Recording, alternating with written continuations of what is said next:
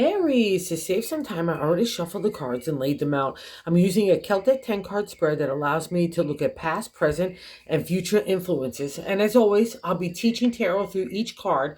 So you not only receive your forecast, but you grow your own intuitive skills in relationship to the cards. Okay, that's what this channel is all about. And this week is a time to just hang back and relax. You really need it. You need a mind rest. Most importantly, you're in overdrive with that kind of stuff, and including an overdrive of wanting next things to happen in aspects of money that you really need to get in kind of a contemplative and meditative state and put that kind of negative thinking aside. And I want you to replace that thinking with just heart, because there's a lot of good love on the horizon, new changes in the area of the heart. And just I want you to focus on that. Ask yourself, Aries, what does that good old ram want for the next aspect of the heart, in partnership, in relationship, in friends, in the outside world, even just with your work? Everything's kind of on the table as a new design and a new life. That's what's happening. And I kind of need you to get out of the way this week, because your mind is in overdrive and it's just blocking everything. I don't think you could take one more thing. It's like the last straw that broke the camel's back. And the reason why I say that is the first card placement, the significator. The general gist of the whole overall reading is the Hangman. He's a major arcana card, and it literally means I'm hanging in time. But there's another aspect to me that I've really learned about the Hangman. You really need the time, because our mind is in overdrive. We're trying to make things happen. We're trying to push like a rock up the hill, and it keeps falling over back on us. It just gets very frustrating, anxiety building, insecurity. There's a sense of not even an ants in a pants. It's like an overdrive of that kind of feeling on steroids. And it just blocks everything. It blocks love, creativity, faith, hope, potential. So when the Hangman appears for me, it's God's message to me saying, you really need to take a chill. I need you out of the way, because it's like God opening up the door of opportunity. Like you're holding it shut for some reason. It's like you're being that's, solid and stubborn about it. And I want to open the door, and God's saying, let me in there, Aries, let me in. And you're like, no, I got it. And you don't got it. And there's no telling me otherwise, Aries. I know that you have that big bluff about you, but the Hangman, when he appears, I know him too well. So I know what's going on. And I think a lot of it has to do with maybe recognition or accomplishment, or wanting to get your dues in the areas that you've been trying to push that rock up. And I'm not saying that the money's not coming, but it needs a different shift from you. This has been happening for a while, and you need to adjust no matter where it is. Those scales of balance are off. And especially with this kind of combo, I know it's off in the wrong direction, because you're just thinking with ego and pride and not with practicality, right? And it's just a breaking point with these things, and I just need you to let go, let God. And the only way to kind of make that happen, to the Six of Pentacles manifesting, because it's blocking that energy. It's like you want that gift so badly of the money that it's just blocking any kind of opportunity and potential for tomorrow, and especially, again, that heart and spirit. So I need you to quiet that mind, give it over to God, and flip that Six of Pentacles so it works, that time works in your favor. Like a good sauce or a good stew, you just have to let it simmer for a while. And I need you to simmer for a while and kind of put anger and rage, that's also been flaring up a little bit with Aries as well over these last couple of months, because Saturn is in your sign, I think, till September. And Saturn is a taskmaster, so it's tough on anybody, but you've got it this area as well, like on steroids. But there's always a big reward if you can take up the challenge. So that, again, getting everything of ego, pride, anger, rage out of the way, getting yourself into a contemplative, meditative state. I think a little bit of self-care will bring into that positive narrative in your head. So it's all good. And here's another sign from God, kind of reassuring that message, and how to kind of focus on a different aspect of life, and just focus on the potential of opportunity of love. Some of you have been going through a lot of kind of like a little roller coaster of love, ups and downs and all the way around, and others trying to venture out. And this would be a sign, like, I want you to take a contemplative moment as well here. What do you really want? I don't need you to rush at love. I want you to kind of really design it in your heart and your head as well, like what that kind of perfect relationship would be like. Not that any relationship is perfect, but like those ideals and characteristics, and the things that you want out of a person as a partner stuff too. And I'll also say this, just because the cups touches everything, even your work environment, so whatever that is, it's standing on top of the Hangman. And God's saying, let's take a ride for the heart. I don't know where we're going, but I know I need to get out of here. And it's ethereal, magical, spiritual, because he's in the water, and he knows where he's going. The knight, trust it. You want to be the knight or you want to have a knight in your life. It doesn't matter. It's here. But I need you to kind of like trust a little bit to venture forth and get rid of all this tangly mess of the mindset, because I'm also going to get into the outcome card while I'm saying that. So in the fourth card, base of the matter, the gut feeling, I like to say, is also another reflection of love. It's a Two of Cups. So you want to fall in love. You want to fall in love with yourself. So I would start there. Like yourself, because that kind of like friction that's been happening for Aries for a while now with that Saturn there, it's meant to have that friction. So you start to look at stuff in your life that needs a realistic viewpoint. Okay, so we're going to get to, oh my God, I didn't realize that card too is in the bonus.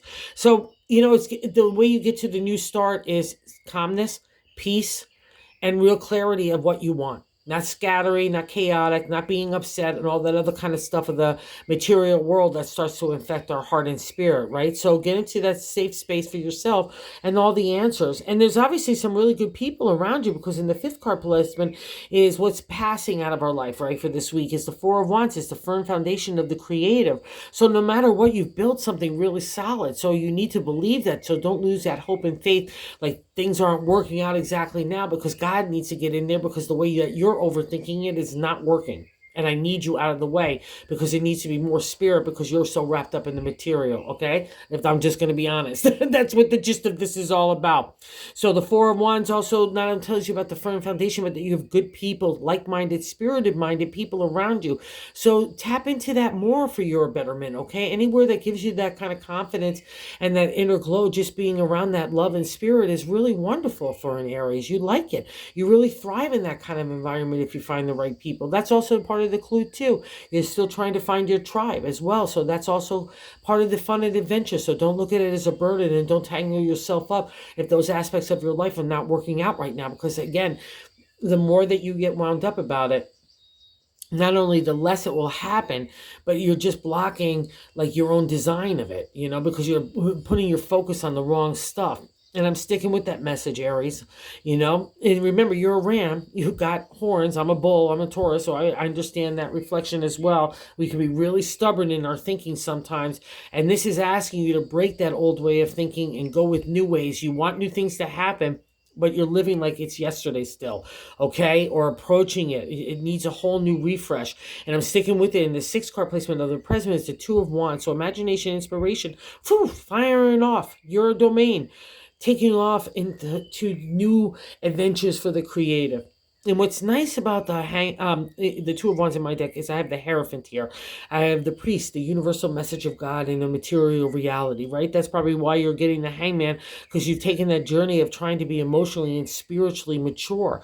That only comes through enlightenment. That only comes through the tough stuff. It's also in love too. It only comes from being with people in situations that you say, oh, that's not turning me on as much as it is in other ways it may be turning you on. Again, that balance that you're still trying to figure out, and that's part of the design for you. And God in the universe is saying not only what your heart wants to engage, but what does your intellect and your creativity want to engage. Anywhere where you want to fire up that imagination, inspiration, it's ready to take off, and it's stirring in you. And maybe that's why the antsy-pantsies of the Hangman there. But I still need to say, take the time to fully formulate everything. And I think you might be doing that internally as well. Because in the seventh card placement is how we're feeling about ourselves. And the Magician, it's another major arcana card. So a couple here, or three of them actually. So we're having a little bit of a life shift in a really great way, because it's new life that's appearing. And the Magician is a reflection in a few ways. It's it's secrets. So if you feel like you need to keep things close to your chest, that's a reflection. It's for your betterment. If you feel like people are deceiving you, it gives you kind of a smoke screen to figure out stuff, to how to deal with them, and to maybe lead them down a different path. But just make sure you're not being deceptive or anything like that. And like that Hangman with the money especially, like you might want to go to A to C without doing B. That's not going to work, okay? So that would be a reflection of the non-exalted state of the Magician. So we want to make sure that we're staying in the upright position and the good character with this stuff, because that's a reflection of the Magician, all about tarot. It's for your betterment. and to make you grow in these ways. And it's also a validation to remind you that you've got the heart of the cups, the gold coin of the pentacles, the intellect of the swords, and again, the creative imagination of the wand. So believe in your own inner confidence. That's what breaks those strangleholds. That's what gets that momentum, God, again, because God needs you to take a refresh, a rebreath. You need to get centered again, right? And all right. So, and especially if you've been dealing with deceivedness and people not being cool, it works out in your favor. But I need you to take that pause too. I can't have you running at stuff to kind of get there. All right. And we'll also say this too. It's just so nice in the eighth position how other people view you as the Ace of Wands. That's kind of a reflection of you there, Aries.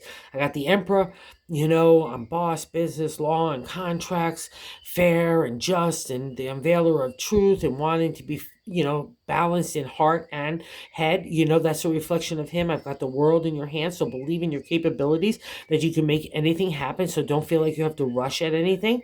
I've got that big wand of imagination that's ready to not only inspire me, but everybody else.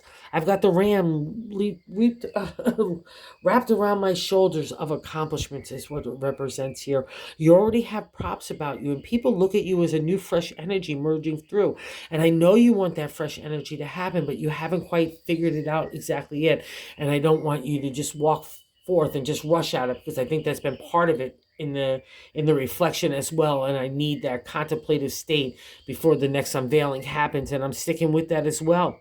So in the ninth card position is our hopes and fears. So the death card, a major arcana card, and it can scare a lot of people, but it literally means new life, right? We leave behind yesterday and to venture into tomorrow. It would be a reflection, even in a physical death, of people being happy on the other side. I've never heard anybody in all my medium friends, everyone complain about heaven. Everyone seems to be jolly over there, and they want the same for us. It's that new day dawning, and it's dawning around you, Aries. It's freedom. It's greeting death, because what we want to do is have new life, right?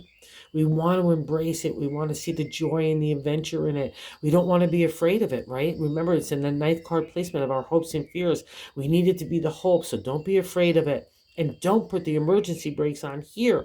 In the 10th card is our outcome. So we're doing so nice, fine, and groovy. We know we're a little wound up. We know we need to take a break. But now I could see how really wound up you are and why the Hangman is appearing. Because in the outcome card is the Nine of Swords, which is the ending part of the journey of the minor arcana in our thoughts and our identity to the ancient tarot, fighting for ourselves in the way that we want to view life, the way that we want to do life. Some people dig this kind of stuff in you, and some people won't.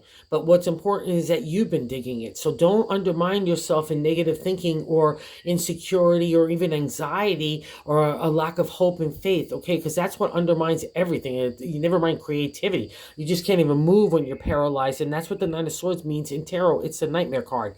And the nightmare is in our own head, and we have generated it. We have planted that garden of weeds and strangling vines, so we don't even get a chance to move forward in a new direction, that the death card. And that is why the Hangman is appearing, because you have wound yourself up so tight in all this kind of stuff in the material world that you need a break. And also, too, I'll say this with the Nine of Swords, you need to also acknowledge that you've taken a long journey in your identity, in analytical thinking and strategy, all been implied, justifying you, the way that you want to think and who you want to love and how you want to work, how you want to live. It's all been under that domain of the swords. But it means that you did it, right? So don't undermine yourself, or definitely not acknowledge what you've been through and say, wow, that is really cool, I made it. That's the reflection of the 9 in the exalted state. So don't buy into the nightmare, because you're the only one that's generating it. It's counterproductive everywhere. And maybe part of it too is in the bonus card, in the Five of Cups. Like I said, some people in situations might have had to be looked at in a realistic light, whether it's lovers or even work stuff, maybe it had to be looked at in a realistic light. But there's always hope there, because your heart is still engaged. The 5 is good luck in tarot and numerology, and the cups are our heart. But there's always something kind of funky magunky to get over in the area of the 5 to get to the good luck. And here it's almost like Saturn with the reward at the end. But here you'll only time you see the cups turned over in the journey of the heart. 4 of them are turned over, but 1 is left. I had to turn them over. The people in situations had to turn them over, so you could reflect in a realistic light. Like the rose-colored glasses have got to come off, and you've got to look at things realistically, not only for others, but for yourself. That's where it all starts. And that's the 5. So when you let that process through, take that hangman, just hanging in time approach, right? Okay, like you're the little surfer dude of the universe. Just hang back and relax. Let new life emerge. Untangle that time, because that's the only thing that's going to happen is if you get settled and not in a chaotic state. And then all of a sudden I'm getting settled and I'm thinking about 15 different things that deal with the material and money and blah, blah, blah, blah, blah, blah, blah. Okay? Settle, get chill. It will reveal itself. Give things time. Let go, let God is really the theme this week. Okay, I can't even be more specific about it. I've been to the hangman too many times. That is the only answer, and it's always for our betterment. So look at it just like Saturn. What kind of reward is God going to leave you? That's kind of the little clue here this week, okay? And you deserve it, Aries. You really do. So have a good weekend. If you're so inclined, if you would consider subscribing, it's been so cool to grow the channel, and it's reaching so many cool people. I just can't even say thank you enough. Thank you. Thank you.